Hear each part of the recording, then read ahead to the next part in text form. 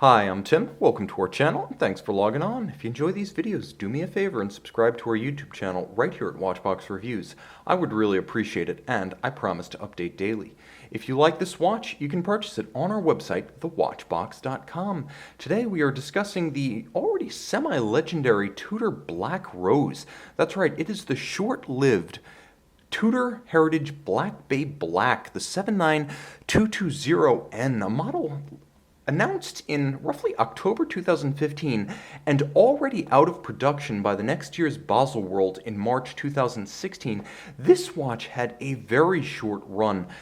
I wouldn't attempt to guess at the number made, but in terms of modern Rolex Tudor products, few have had a shorter run than this one, and among modern watches, almost all of which are not just produced massively, but overproduced massively, it's rare to find something so scarce that collectors seek it in its own time. A lot of watches, especially Tudor and Rolex dive watches, become sought commodities long after production ends. This one was already recognized as a modern-day collectible and an all-time Tudor great within weeks of its discontinuation. Therefore, you're looking at a modern Tudor collector watch.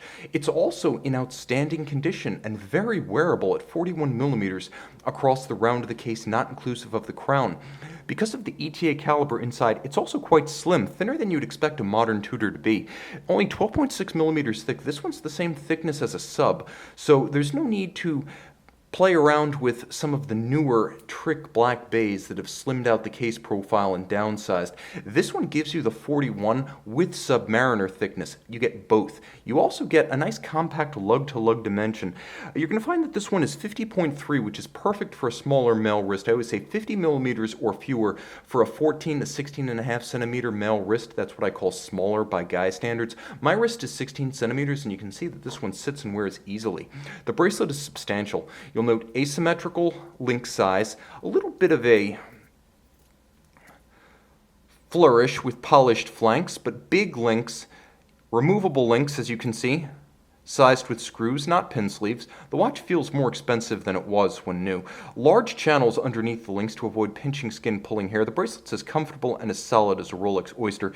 A single fold deployant that even features thoughtful refinements like spring-loaded ceramic pin snaps to maintain tolerances over time. You'll note the clasp, the clamshell lock, fits flush both laterally and across its top with satin-finished contrast with the polished flanks. You'll also note the inset Tudor shield motif, one of many thoughtful design elements incorporated throughout the watch.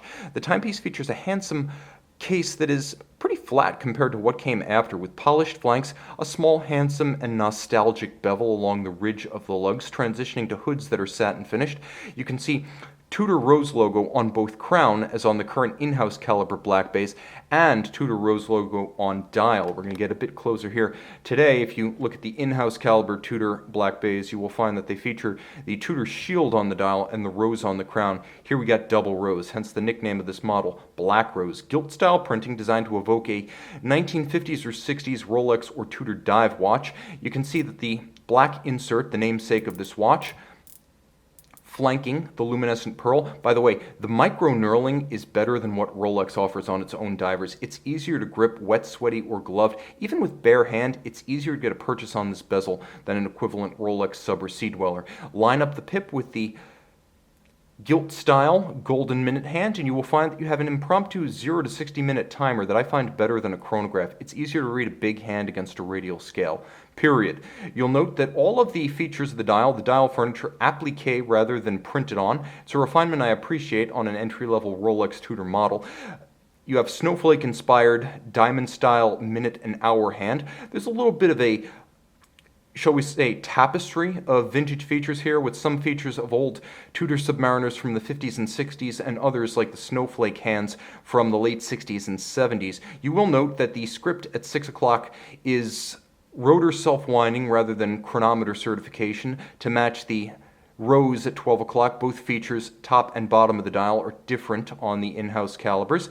You will also note that one feature that has not changed is the satin-finished, solid, screwed-in Oyster-style caseback. The watch is still 200 meters water-resistant.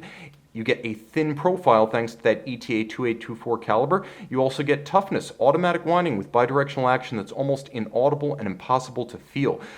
28,800 vibration per hour beat rate, 25 joules.